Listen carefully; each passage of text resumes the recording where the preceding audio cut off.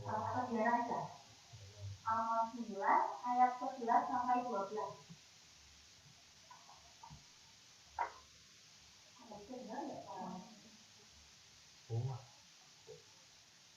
Ya, masih belum, Bu. Bentar ya.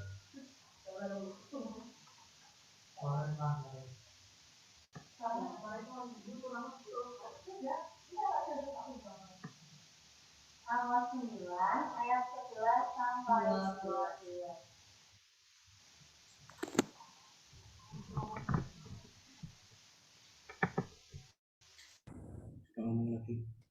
Tes.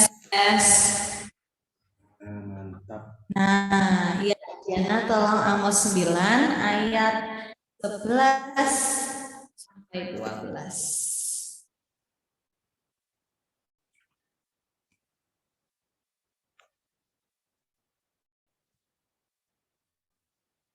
Sudah salah? Belum.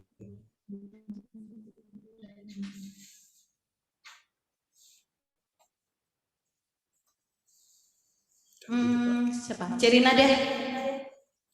Amos 9 ayat 11 sampai 12.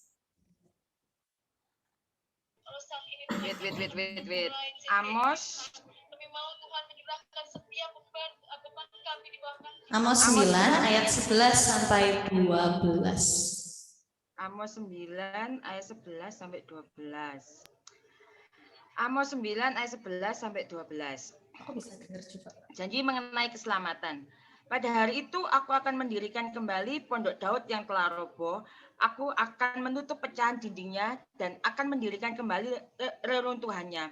Aku akan membangunnya kembali seperti di zaman dahulu kala, supaya mereka menguasai sisa-sisa bangsa Edom dan segala bangsa yang kusebut milikku. Demikianlah firman Tuhan yang melakukan hal ini.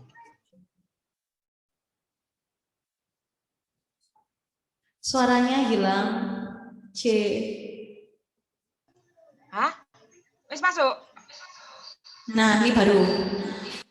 Oke. Balen ya. Ulang Oke. ya. Janji mengenai keselamatan. Amos 9 ayat 11. Pada hari itu aku akan mendirikan kembali pondok Daud yang telah roboh. Aku akan menutup pecahan dindingnya dan akan mendirikan kembali reruntuhannya. Aku akan membangunnya kembali seperti di zaman dahulu kala, supaya mereka menguasai sisa-sisa bangsa Edom dan segala bangsa yang kusebut milikku. Demikianlah firman Tuhan yang melakukan hal ini. Amin. Terus kita buka lagi. Thank you, C. Terus kita buka lagi di Kisah Para Rasul 15 ayat 16 sampai 17. Ko Michael. Kisah Para Rasul 15 ayat 16 sampai 17.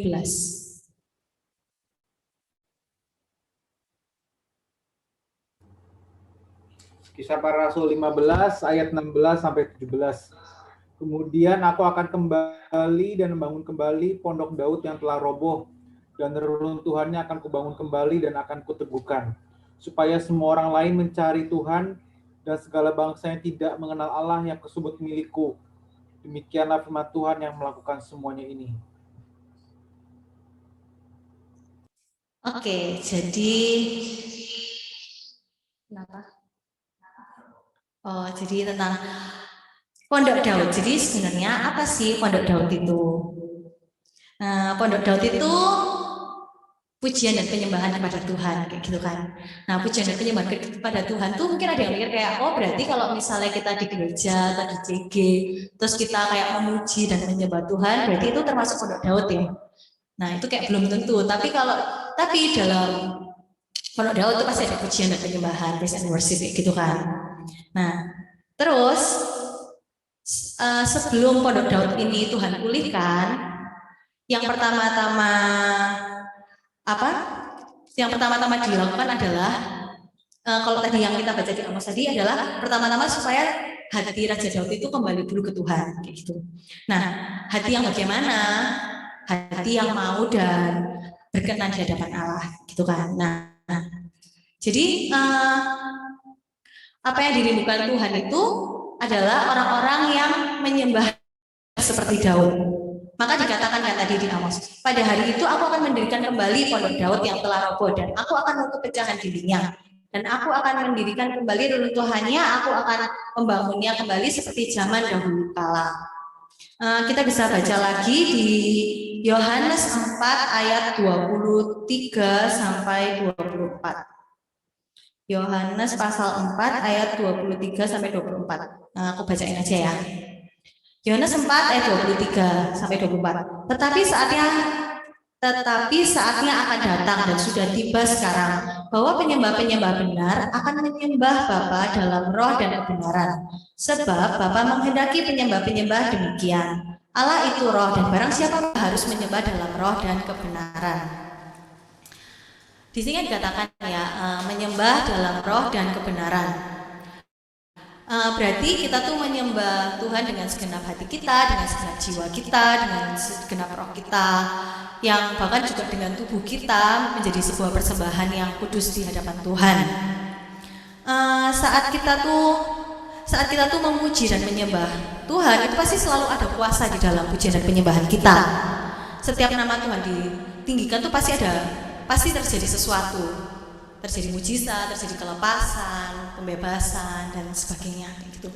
Nah, kemarin minggu waktu habis CG Kids itu kayak saya dan beberapa orang itu kayak lagi ngobrol-ngobrol. Terus sampai di satu topik, terus pokoknya yang saya ambil itu di sini kan kalau kita tuh memuji dan menyembah Tuhan pasti kan terjadi sesuatu, ya kan? Nah, tapi apa sih yang membuat kayak seakan-akan dalam tanda kutip ya, seakan-akan doa-doa kita tuh kayak seakan-akan nggak ada kuasanya, kayak seakan-akan kayak ada yang menghalangi kayak gitu. Nah, itu tuh karena salah satunya adalah karena kita nggak mau mengampuni sesama kita. Kita bisa sama-sama baca di Matius 5 ayat 23 sampai 24. Bisa tolong Koniko? Matius 5 ayat 23 sampai 24. Sudah ada di kolom chat?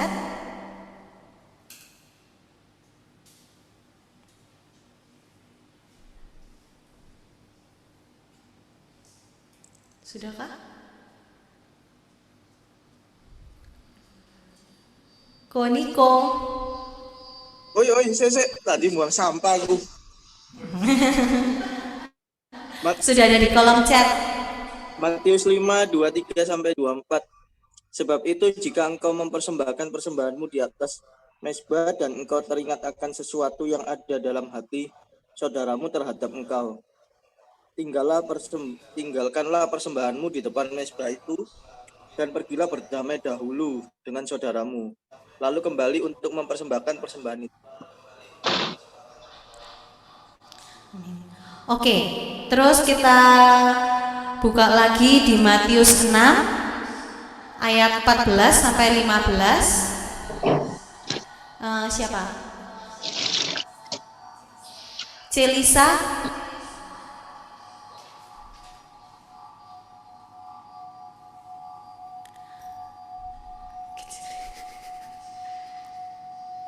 Matius 6 ayat 14 sampai 15.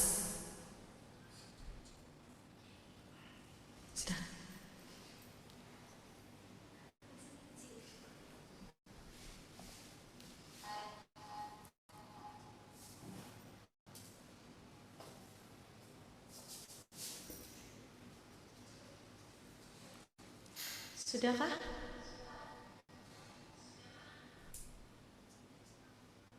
Celisa.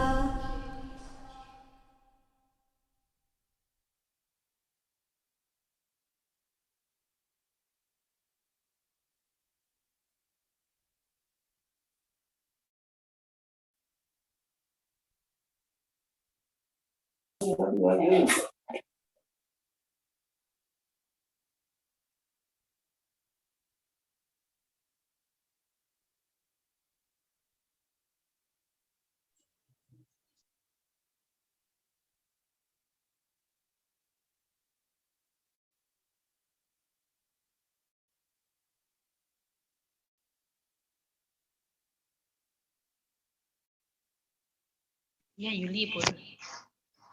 Iya, C. Yuli. Silakan. Mas Dos. Karena kita kamu mengampuni kekayaan alam Bapamu juga akan mengampuni kamu juga. Tetapi kita tak tahu kamu tidak mengampuni alam Bapamu juga tidak akan mengampuni kekayaanmu.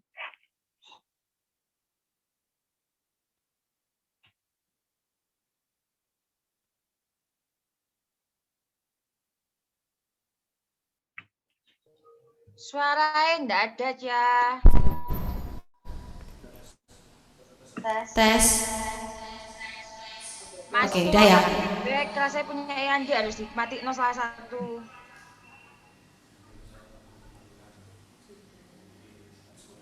Ya, kita sudah dengar ya suaraku. Di Markus 11 ayat 25, saya yang bacain aja. Dan jika kamu berdiri untuk berdoa, ampunilah dahulu sekiranya ada barang sesuatu dalam hatimu terhadap seseorang, supaya Bapamu yang di sorga mengampuni kesalahan-kesalahanmu. Dari beberapa ayat yang sudah kita baca tadi, kan jadi kita sudah bisa menggambarkan ya kalau betapa pentingnya pengampunan itu bagi Tuhan. Bagaimana pentingnya tuh kita saling mengampuni dan mengasihi dengan sesama kayak gitu ya. Tapi terkadang kayak saat sesuatu terjadi dalam kehidupan kita, ada hal-hal yang kadang-kadang kayak membuat kita tuh merasa sakit hati sekali, atau kayak itu adalah hal-hal yang sangat melukai kita, sangat susah buat kita tuh mengampuni dan let go. Sebenarnya apa sih yang membuat mengampuni itu kayak sekarang jadi kayak sangat susah? Itu adalah karena kita tuh mengeraskan hati kita dan kita tuh berusaha dengan kekuatan kita sendiri. Jadi yang membuat mengampuni itu seakan sangat susah karena kita tuh mengeraskan hati kita dan kita tuh berusaha dengan kekuatan kita sendiri. Seperti yang sering saya ceritakan ya, saya kayak suruh kesaksian gitu kan. Dulu tuh kayak saya memiliki kayak banyak kepahitan yang saya pendam. Tapi ada satu hal yang buat saya tuh kayak benar-benar saya sampai bilang saya nggak mau ngampuni, kayak aku benar-benar nggak mau ngampuni orang ini gitu kan. Sampai kalau misalnya ngeliat mukanya aja aku tuh kayak nangis gitu kan. Tapi ada sampai satu titik itu yang membuat akhirnya aku mau belajar untuk mengampuni, mau kayak let go ini adalah ketika kayak aku tahu kalau misalnya pengampunan itu kita tuh sebagai manusia tuh nggak akan pernah bisa mengampuni sesama kita tuh kayak benar-benar setulus itu. Tapi pengampunan itu benar-benar kasih karunia yang Tuhan berikan kepada kita. Jadi tidak pernah karena kita bisa, tapi yang penting kita mau, Tuhan yang akan memampukan kita.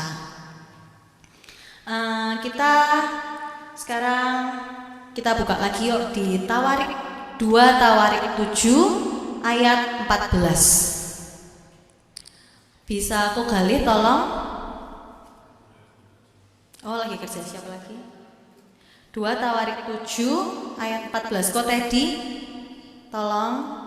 Terima kasih.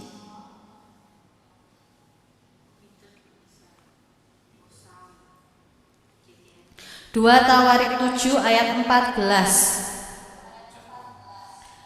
Ada di chatroom kok Teddy? 2 Tawarik 7 ayat 14. Dan umatku yang atasnya namaku disebut merendahkan diri, berdoa dan mencari wajahku, lalu berbalik dari jalan-jalannya yang jahat, maka aku akan mendengar dari surga dan mengampuni dosa mereka serta memulihkan negeri mereka. Amin. Terima kasih. Nah, jadi yang perlu kita lakukan buat kita tuh akhirnya tuh bisa mengalami pemulihan, kita bisa kayak mengampuni, kita mengalami pembebasan.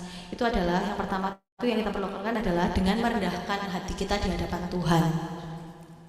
Merendahkan hati kita di hadapan Tuhan. Jadi kita bawa semua yang kita rasakan, semua yang kita pikirkan, semua yang kita bayangkan, kayak semua itu kita bawa jujur di hadapan Tuhan. Kalau memang kita tuh misalnya kayak kita tuh mungkin saya nggak mampu, kita tuh kayak benar-benar bawa jujur di hadapan Tuhan, Tuhan aku tuh nggak mampu kayak gitu ya. Terus setelah itu kita berdoa dan mencari wajah Tuhan, ya itu otomatis. Jadi berdoa tuh bukan cuma kayak kita tuh memberikan keluh kesah kita aja ya, tapi dalam berdoa tuh kita juga memuji dan menyembah Tuhan, kita membaca firman, kita memperkatakan firman. Jadi pokoknya fokusnya adalah kepada Tuhan kayak gitu ya. Terus yang terakhir adalah berbalik dari jalan-jalan yang salah. Ini tuh bukan berarti kayak kita tuh berarti sudah nggak boleh sama sekali kita tuh melakukan dosa atau jatuh lagi. Tapi maksudnya ini bukan jadi, maksudnya kayak berbuat dosa itu bukan determinasi kita lagi. Determinasi kita tuh bukan kayak kita tuh ngelihat ke sana kayak gimana kalau aku jalan.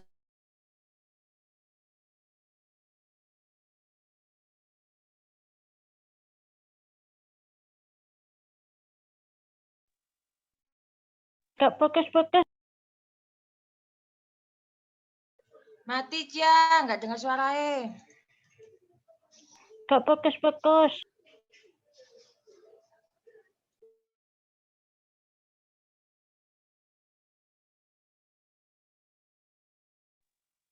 Wes. Tes. Oke. Jadi sampai mana yang tadi? Ya, jadi poinnya kita jadi ketika kita memilih untuk mendeterminasikan hati kita buat nggak noleh ke sana lagi, ke belakang lagi, dan hanya fokus kepada Tuhan kayak gitu. Nah, setelah itu Tuhan akan mendengar doa kita dan mengampuni dosa kita serta memulihkan negeri kita. Jadi Tuhan sendiri yang akan memulihkan kita. Nah, jadi yang diperlukan tuh sebenarnya hanya kita minta ke Tuhan, kita bawa ke hadapan Tuhan, kita minta diberikan kekuatan oleh Tuhan untuk kita tuh bisa bukan cuma mengampuni, ya sebenarnya kayak apapun kayak gitu kan. Terus dari suara ini lagi kayak tadi mengampuni. Nah, setelah itu tindakan kita selaraskan dengan doa yang kita naikkan ke Tuhan. Jadi ini bukan namanya berarti kita kayak manajemen perilaku ya, kayak kita pura-pura, tapi kita benar-benar menyadari bahwa apa yang kita lakukan itu adalah tindakan iman dari apa yang telah kita katakan, itu apa yang kita lagi bawa dalam doa. Seperti kayak waktu itu ya, kayak Andi pernah share satu khotbah itu dari hamba Tuhan, judulnya The Root of Bitterness.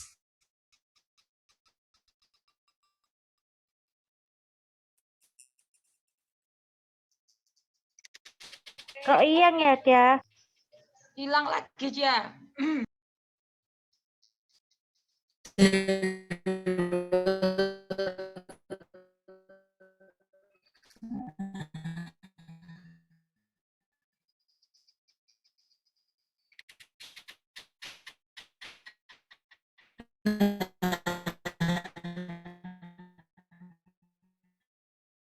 Di sana tuh Adi tuh dia tuh kayak bilang kan, let God reveal it and let God's grace remove it, kayak gitu kan. Jadi biarkan Tuhan itu yang mereveal semua.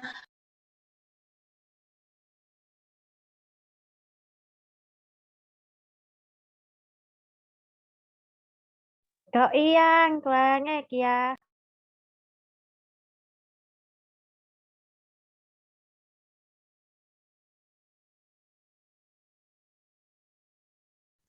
Nggak ada suaranya. Kia, kakak suaranya, Kia. Oke.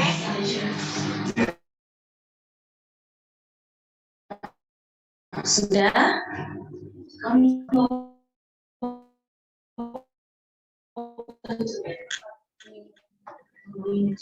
Menyadarkan saya gimana, dan semoga ini bisa membantu semuanya. Jadi Farid dan Bunda bilang, even as the angry vengeful thoughts go through me, berarti kayak apa ya, kayak pikiran-pikirannya kayak dendam, kemarahan itu memenuhi aku, I saw the sin of them. Jadi kayak aku tuh melihat dosa-dosa mereka. Jesus Christ had died for this man. Was I going to ask for more? Tapi Tuhan Yesus itu tuh sudah mati buat orang itu. Jadi kayak apa lagi sih yang sebenarnya? Terus dia tuh bilang, Lord Jesus, I pray, forgive me and help me to forgive him. Jadi dia tuh bilang kayak, Tuhan, kayak aku tuh berdoa. Jadi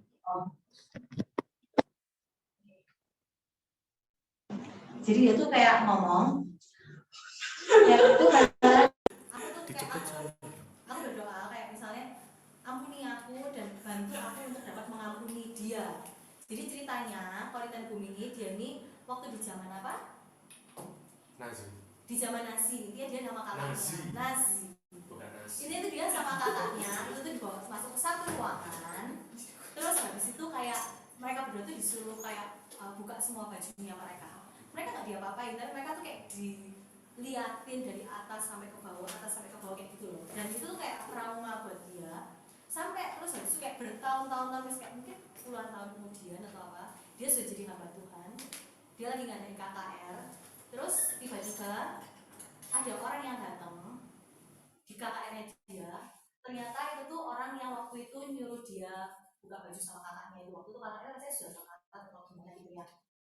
Terus di saat itu dia kira kan dia sudah mengampuni, tapi ternyata waktu dia itu ada kayak gemeteran.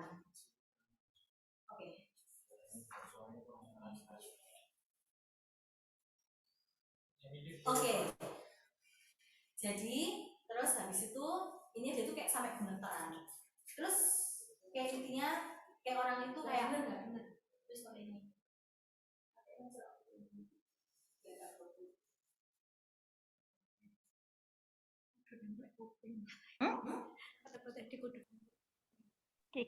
Oke, I'm sorry. Pakai ini aja, ya, pinggirin. Ya.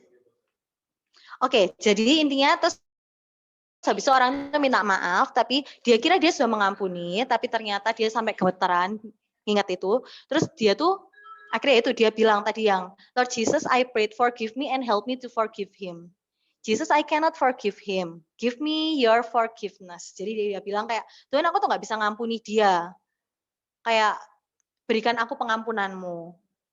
Nah saat itu, and so I discovered that it is not on our forgiveness anymore than on our goodness that the world's healing hinges. Itu apa ya kayak cancel gitu kan?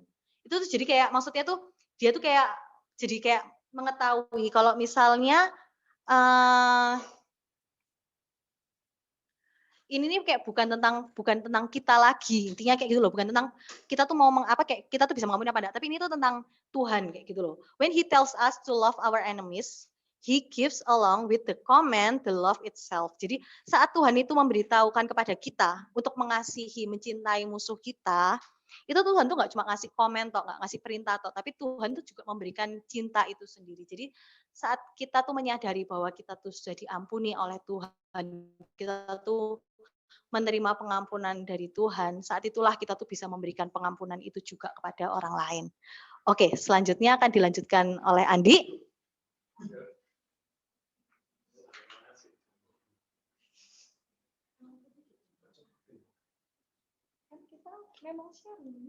Oke, shalom everyone. Tak kira ini tadi memang bilangnya gantian, tapi tidak tahu kalau secepat. Oh ya, bentar. Saya tak berdiri dulu ya. Nah, nanti dulu. Aku tak gini dulu. Nah, gini ya. Tidak bisa. Kalian mau tahu cerita lucu nggak? Kenapa nggak boleh duduk sana? Karena dulu aku duduk sana pecah.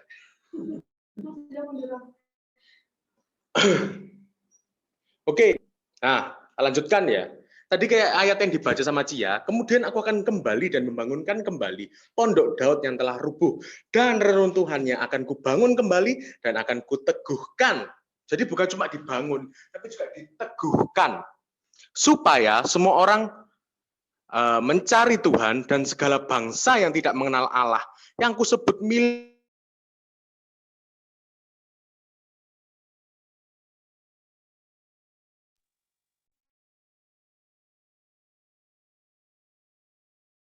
Kok iya? Ya, bentar. Ini pakai HP saya sendiri akhirnya. Nah, sebenarnya kenapa sih kok Tuhan tuh kepingin membangkitkan kembali pondok Daud? Dari tadi kita ngomong pondok Daud. Pasti penasaran tuh. Kenapa kok Tuhan tuh kepinginnya mengembalikan pondok Daud.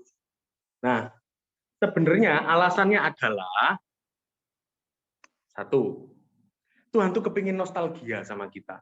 Pernah tuh kita ini maksudnya kayak ada di suatu tempat, karena tempat itu mempunyai makna yang begitu penting dalam diri kita. Mungkin tempat itu bukan tempat yang mahal, ya, bukan juga tempat yang gimana-gimana, yang fancy, yang indah atau gimana, enggak.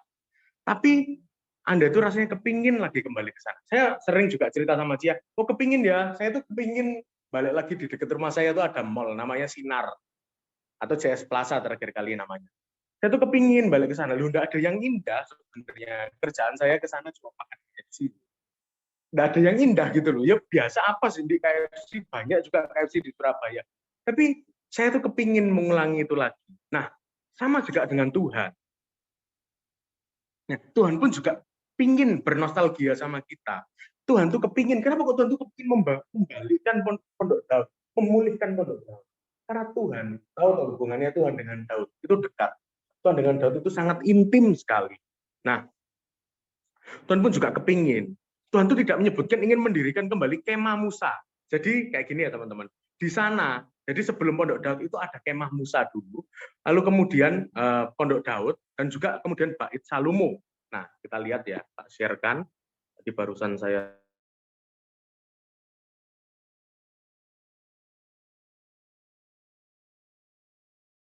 sebentar. Ya, oke. Sudah keluar? Oh, itu fotonya dia. Yang ini maksudnya. Yang begitu mewah, besar, sehingga kayak ada, kalau lihat, saya kalau lihat itu kayak, ini kayak tanah satu perumahan itu dipakai khusus untuk ini. Ada selambu-selambunya 3 yang warna merah di tengah, terus kemudian masuk, nanti dalam ada ruang Maha Kudus dan lain sebagainya. Ini adalah kemah Musa. Nah, atau kemah pertemuan zaman Musa. Nah, tapi yang Tuhan kepinginkan tuh bukan ini. Dan juga yang Tuhan pinginkan bukan ini. Bukan bait Salomo. Nah, Tuhan kepingin pulihkan dulu, bukannya ini. Ini kan bait Salomo ya, kita lihat. Begitu masuk, terus kemudian ada emas, dan lain sebagainya, yang kemungkinan banyak teman-teman juga kalau membaca, begitu pembangunannya Salomo ini mungkin juga bosen ya. Tapi ini loh, Tuhan itu tidak rindukan ini untuk dibalikan. Tapi begitu lihat perbedaannya ya, yang tadi itu kayak gini, begitu megah, kayak satu perumahan, tengah itu cuma diisi begitu, terus kemudian sangat indah sekali. Sampingnya, kalau saudara tahu, tembok-temboknya itu dari emas, dilapis emas, kayu dilapis emas. Enggak, bukan itu. Bukan juga yang ini.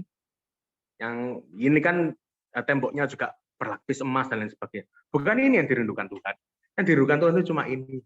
Makanya saya kenapa waktu bikin iklan, saya enggak bikin iklannya kayak kayak kemah pertemuan, tapi saya bikinnya adalah tenda yang kecil. Loh, kenapa ya Tuhan tuh kok pilih tenda yang kecil? Ini cuma tenda, wis tenda gitu toh, dan juga kemudian ada tabut perjanjian. Sudah itu toh. Yang ada di kemahnya Daud itu cuma itu doang. Saya matikan ya. Nah, yang ada di kemahnya Daud itu cuma itu. Tapi kenapa kok Tuhan tuh merindukannya begitu rindunya, kepingin nostalgianya dengan pondok Daud? Ternyata yang dirindukan Tuhan itu bukanlah bangunannya. Tuhan tidak pernah lihat bangunan. Yang dirindukan Tuhan adalah hubungannya. Kita semua tahu kalau misalnya hidup kekristenan itu tidak pernah soal hamba dan Tuhan dan lain sebagainya. Tidak, soal hubungan Bapa dan juga anak. Nah, tapi yang dirindukan Tuhan itu adalah kemah Daud, atau disebut dengan pondok Daud, pondok pujian. Tuhan tuh ingin kembali untuk maknanya tuh kita ini yaitu bersama-sama di sana. Tempatnya mungkin dibanding sama yang tadi begitu jauh ya. Tapi Tuhan tuh rindukan itu untuk itu terjadi lagi. Nah, sebelumnya yang kita perlu ketahui ya, janji-janji Tuhan tuh dimensinya sangat luas. Janji Tuhan itu bisa berbicara tentang akan adanya suatu peristiwa di bumi atau peristiwa di dunia yang akan tercatat di sejarah manusia. Nah, namun juga bisa berbicara tentang suatu peristiwa di alam roh, kegerakan rohani ke gereja, dan lebih jauhnya ke arah kegerakan rohani yang membutuhkan kesatuan roh semua anak Tuhan. Nah, kita lihat ya di Amos 9 ayat 11 sampai 12. Pada hari itu, stop dulu sampai sana. Pada hari itu, banyak teolog yang mencatatnya itu begini. Kata-kata pada hari itu telah dicatat dalam sejarah dunia. Kapan sih pada hari itu? Banyak orang dunia itu merasa kayak gini. Pada hari itu tuh kapan? Ketika mau dibangkitkan. Yaitu resminya bangsa Israel menjadi sebuah negara. Nah, yaitu pada 1948. Beda 3 tahun sama Indonesia. Nah, terus kemudian apa? Pemulihan jawatan-jawatan tubuh Kristus mulai tahun 1950-an. Nah, serta pemberitaan Injil yang mulai diperdengarkan ke seluruh dunia sampai detik ini. Nah, tapi sejarah dunia itu belum mencatat tentang dipulihkannya pondok atau kemah Daud di bumi ini.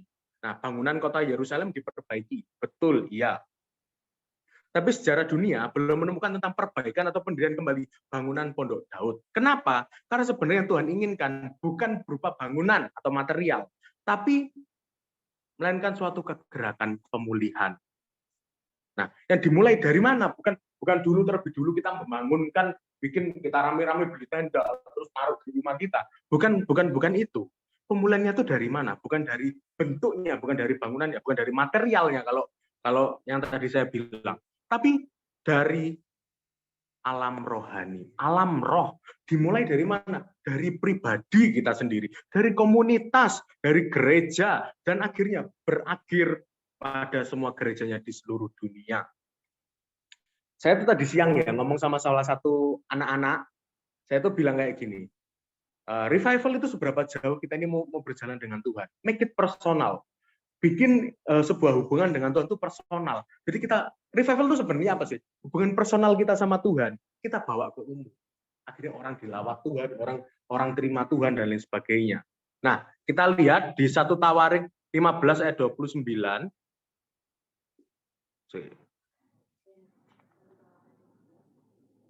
Ya. 29 sampai bentar. Oh iya, 29 toh ya. Ya sudah, baca dulu aja. Minta tolong siapa ya? Lilian aja.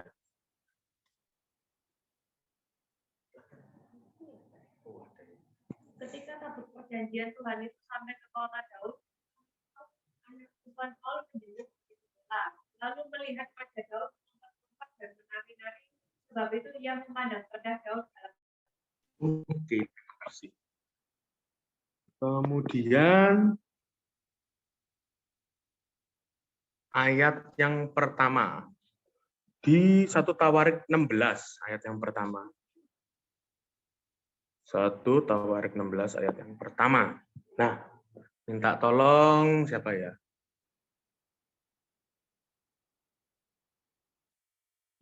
Oh, itu aja. Lia. Ada.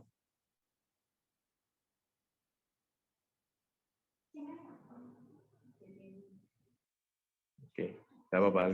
Lihat dulu aja. Ayatku banyak kok.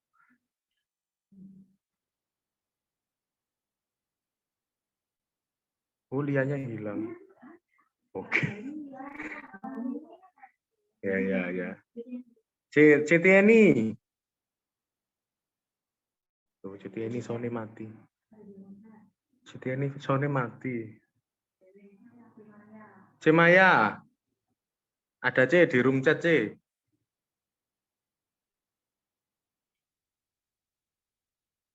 Yang tabut Allah itu. Bentar ya, Di. Siap. 1 Tawarik 16 ayat 1. Betul, Tabut C. Allah itu dibawa masuk, lalu diletakkan itu diletakkan di tengah-tengah kemah yang dipasang Daud untuk itu. Kemudian mereka mempersembahkan korban bakaran dan korban keselamatan di hadapan Allah. Oke, terima kasih. Nah, jadi kita lihat ya, tabut perjanjian Tuhan itu sampai ke kota Daud atau sampai ke kota Yerusalem atau ke kota Sion. Nah, tabut Allah itu dibawa masuk, lalu diletakkan di tengah-tengah kemah yang dipasang Daud untuk itu. Kemudian mereka mempersembahkan korban bakaran dan korban keselamatan di hadapan Allah. Nah, oke. Nah, nubuatan dan janji-janji Tuhan selalu menyebutkan nama Sion. Sebenarnya apa sih Sion itu? Sion itu tidak hanya berarti wilayah tanah atau kota Allah, gunung Allah. Namun itu bisa diartikan dengan tentang pribadi pilihan Allah. Yang sudah ditetapkan bagaimana akhir hidupnya oleh Allah. Juga tentang pribadi tempat kediaman Allah. Dan itu adalah siapa? Tempat pribadi kediaman Allah. Siapakah itu? Apakah tetap bait Allah atau tetap apa? Yaitu adalah kita, Anda dan saya adalah bait Roh Kudus, tempat kediaman Allah. Nah, kita bisa buka di 1 Korintus 6 ayat 19. Minta tolong bacakan Kobenu. 1 Korintus 7. 1 Korintus 6 ayat 19.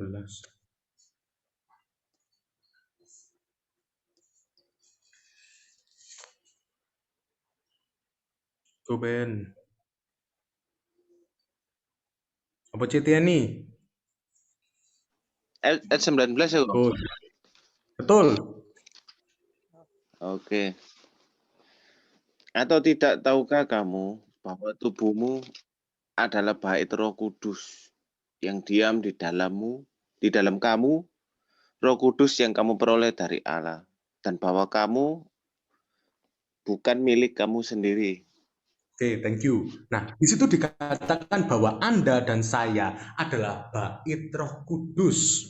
Nah, ayo sudah saatnya kita ini kota Sion, kita ini kota Sionnya Allah, mendirikan pondok Daud. Nah, saat Tuhan itu rindu dengan terjadinya pemulihan pondok Daud, sebentar.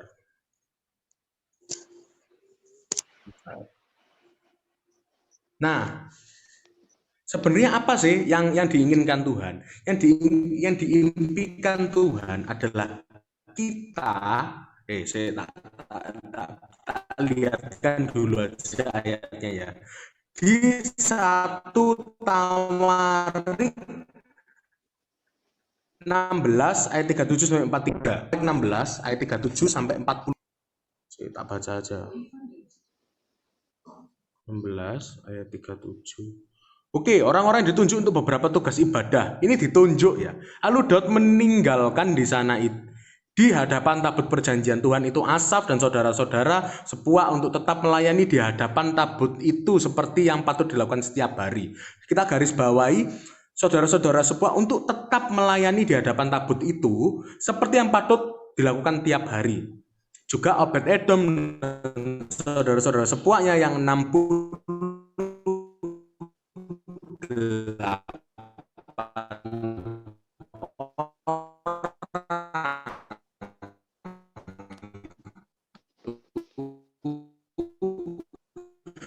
Obed-Edom bin Yedutun dan Hosa adalah penunggu-tunggu pintu gerbang. 39, tetapi Zadok, imam itu, dan saudara-saudaranya para imam ditinggalkan di hadapan kemah supaya pagi dan petang, pagi dan bakaran kepada Tuhan. Dalam Taurat Tuhan yang diperintahkannya dan Yedutun dan bersama-sama tes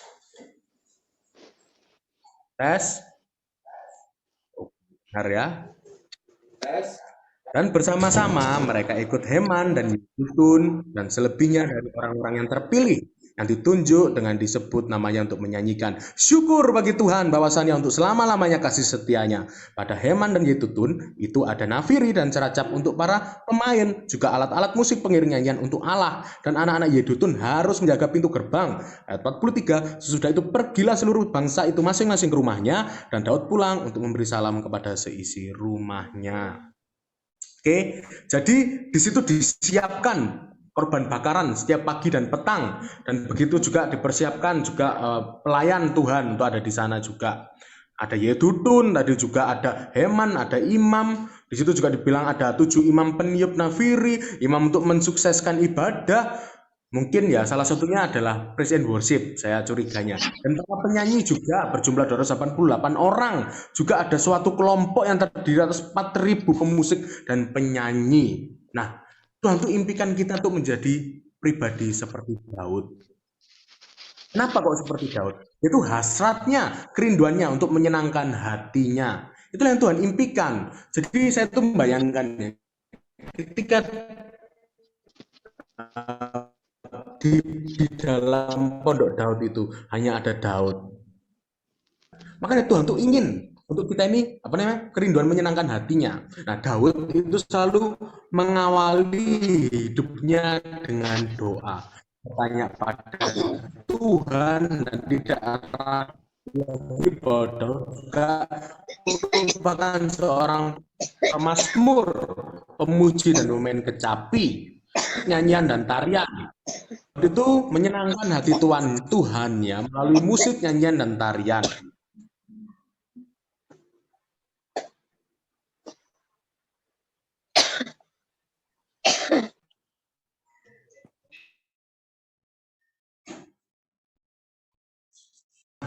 Pemulihan pondok Daud itu berarti pemulihan paket lengkap. Yaitu apa? Doa dan praise and worship. Seperti tadi yang Cia sampaikan, bahwa kenapa kok harus ada doa dan juga ada pujian. Karena ketika kita ini memuji, tidak mungkin kita ini cuma memuji juga, memuji doang, tapi kita juga menyembah. Kalau misalnya kita cuma doa, jadi ini kemarin juga Kopiter sempat nanya, menurut kalian itu doa itu gimana? Apakah doa itu kita yang ngomong terus kemudian ya sudah kita nyanyi, itu bukan merupakan berdoa, itu juga merupakan doa. Nah, jadi doa dan PAW atau praise and worship itu, elang itu kan sayapnya ada dua. Tidak bisa kalau elang itu cuma doa doang, akhirnya cuma pakai sayap sebelah kiri doang. Tidak bisa, lama-lama juga akhirnya tidak maksimal dia bisa terbang. Sama juga ketika dia itu cuma nyanyi doang juga tidak bisa.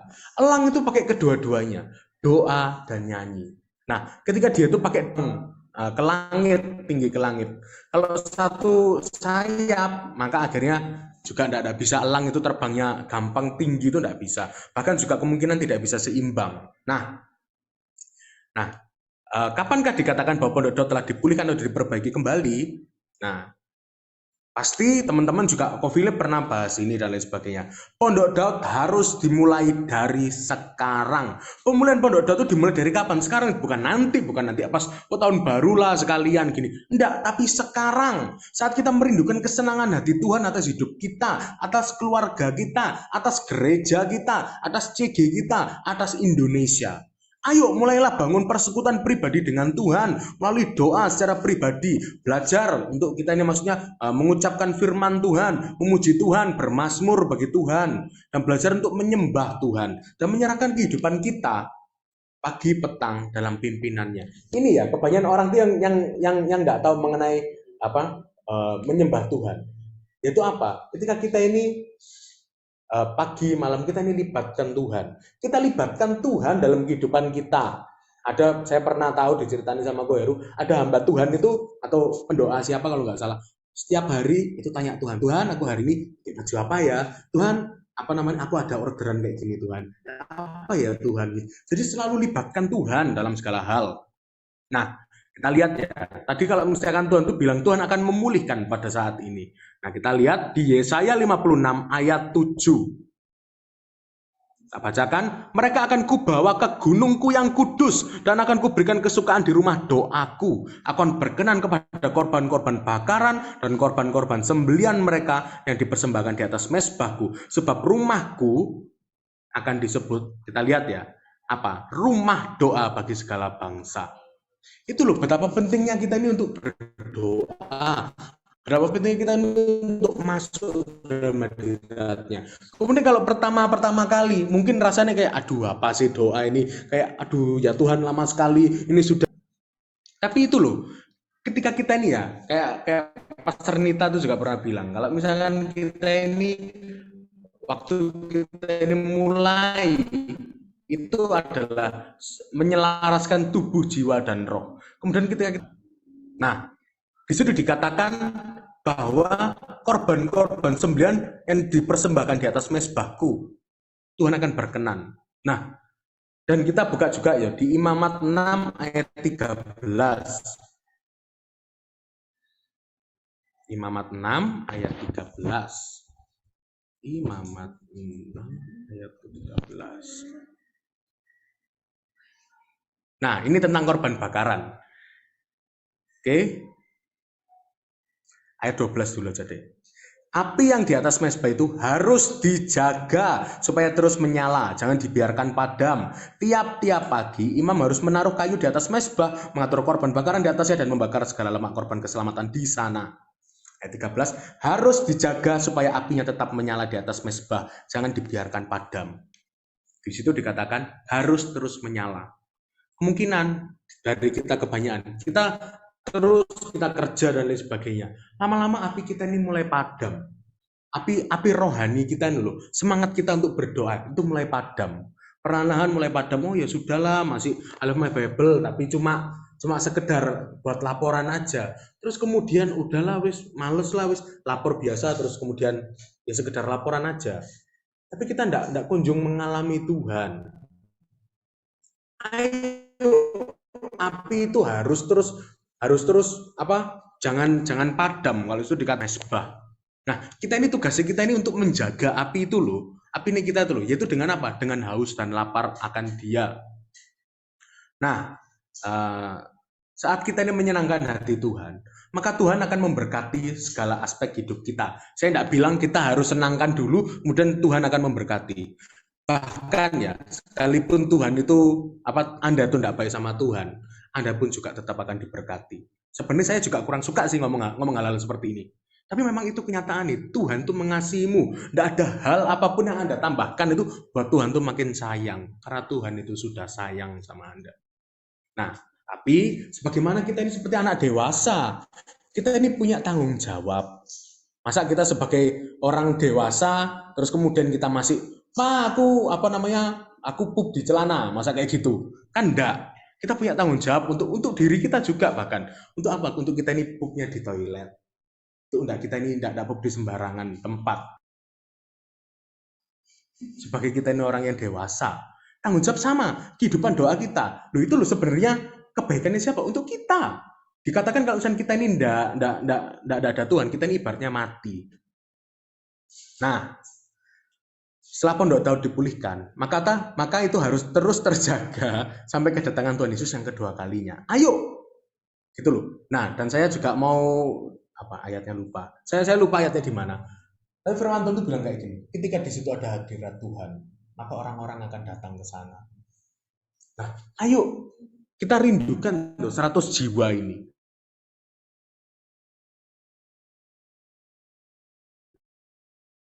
Ayo make it personal gitu loh. Buat itu juga jadi visinya member. Tapi untuk setiap mereka itu mengalami sama seperti yang kita alami, mengalami Tuhan, memiliki hubungan pribadi dengan Tuhan. Nah, oke.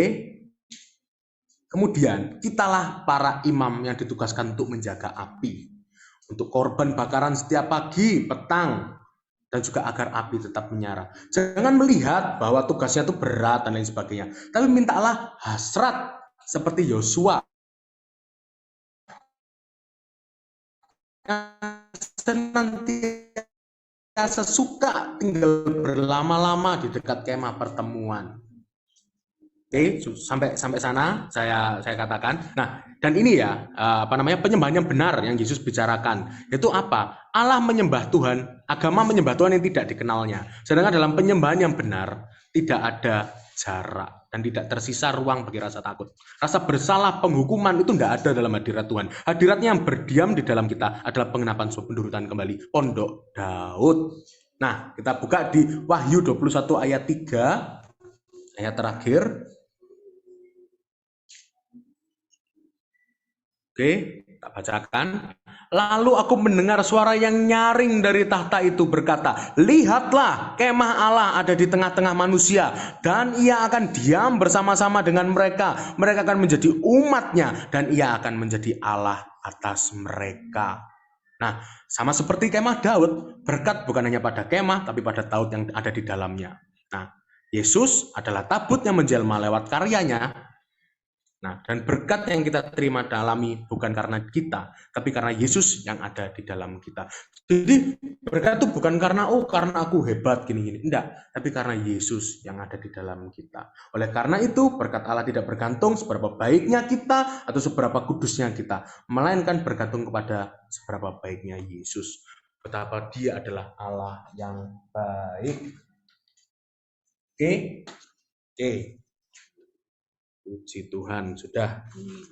Nah, oke teman-teman, kita hari ini kita mau doakan beberapa orang ya. Kita juga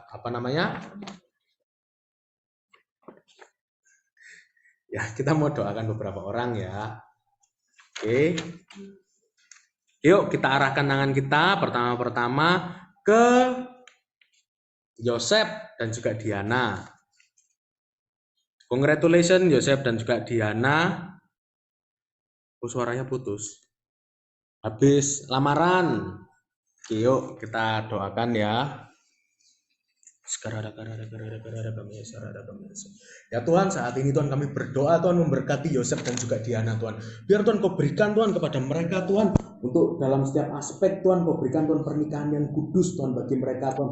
Biar Tuhan setiap mereka Tuhan juga Tuhan seperti Kristus Tuhan yang rela mati bagi jemaat Tuhan. Dan juga Tuhan biar Tuhan Diana Tuhan seperti jemaat Tuhan yang tunduk kepada Kristus. Biar Tuhan Kau pakai hubungan mereka Tuhan untuk menjadi berkat Tuhan bagi hubungan-hubungan yang lain Tuhan. Dan biar Tuhan melalui hubungan ini Tuhan akan terlahir Tuhan hubungan-hubungan Tuhan yang fokusnya kepada visi Allah. Terima kasih Tuhan atas hubungan Yosef dan juga Diana Tuhan. Biar Tuhan Kau sendiri Tuhan yang sertai mereka Tuhan sampai mereka Tuhan sampai dalam pernikahan Tuhan dan lain sebagainya. Biar Kau sendiri yang terus ada pada diri mereka. Terima kasih Tuhan dalam nama Tuhan Yesus. Oke, kita juga mau doakan untuk Darren juga sempat sakit. Kita juga doakan untuk Jeleni yang mengandung dan juga kita juga bertanya Sophie Ingrid. Oke. Yuk kita doakan dari Darren dan juga Celeni dulu ya. Kemudian Susan, kemudian baru Ingrid. Ya Tuhan, kami saat ini Tuhan berdoa Tuhan bagi Darren Tuhan. Ya Tuhan, sungguh Tuhan Kau mengasihi Tuhan Darren Tuhan.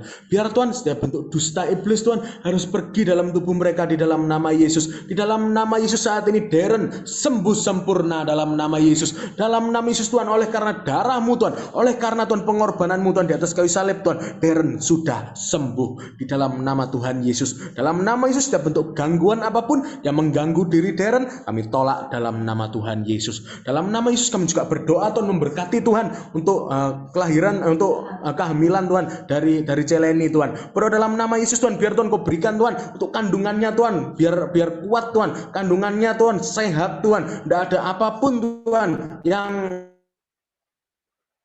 titik kandungan ini Tuhan, kami tolak Tuhan setiap tangan-tangan Tuhan yang bukan yang berasal daripada-Mu Tuhan, kami tolak di dalam nama Yesus. Kami tolak setiap bentuk pekerjaan iblis, kami tolak dalam nama Tuhan Yesus. Biar kandungan ini menjadi kandungan yang sehat, jadi anak yang pintar dan takut akan Engkau. Terima kasih Tuhan. Kami juga Tuhan berdoa Tuhan untuk Susan Tuhan, kakak dari Sophie Tuhan, berdoa dalam nama Yesus Tuhan. Kami tahu Tuhan bahwa kesembuhan adalah kehendak-Mu Tuhan. Kami tahu Tuhan seketika Tuhan Pondok Daud Tuhan dibangkitkan Tuhan, maka Tuhan akan banyak orang disembuhkan Tuhan. Kami minta Tuhan untuk untuk kakaknya Sophie Tuhan, yaitu Susan Tuhan, berdoa dalam nama Yesus Tuhan, kesembuhan terjadi Tuhan saat ini Tuhan. Kesembuhan terjadi dalam nama Yesus. Setiap bentuk tanaman yang tidak ditanam oleh Bapa kami tolak di dalam nama Yesus. Kami cabut sampai akar-akarnya dalam nama Tuhan Yesus. Dalam nama Yesus kami berkati Susan dengan kesehatan. Kami berkati Susan dengan kesehatan, dengan kebugaran, tidak ada lagi lemas dan lain sebagainya. Kami tolak dalam nama Yesus. Dalam nama Yesus kami juga berdoa bagi Ingrid. Dalam nama Yesus, setiap bentuk sakit, penyakit apapun, setiap bentuk hal apapun yang mengganggu Ingrid, kami tolak dalam nama Yesus. Di dalam nama Yesus, dalam bilurnya Ingrid sudah untuk pemulihan Tuhan, dan juga Tuhan untuk kesatuan hubungan Tuhan untuk setiap anggota CG member kami Tuhan. Terima kasih Tuhan karena Kau memberkati kami dan melindungi kami